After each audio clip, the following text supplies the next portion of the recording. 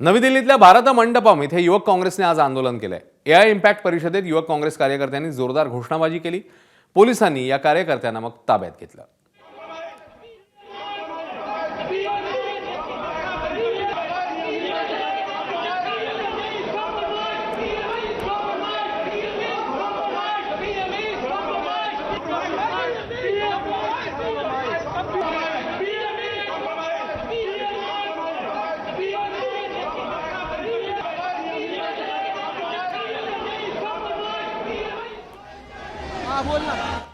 तर दिल्लीमध्ये काँग्रेसच्या युवक टीमने आंदोलन केलं, तर मुंबईत इकडे भाजपने आंदोलन केलेलं आहे।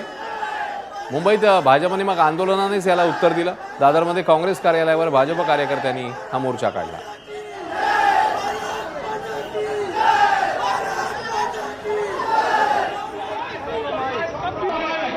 दोन दृश्य आहेत, एकीकडे दिल्लीमध्ये युथ काँग्रेसचं आंदोलन, तर दुसरीकडे मुंबईत भाजपचं त्याच आंदोलनाने उत्तर।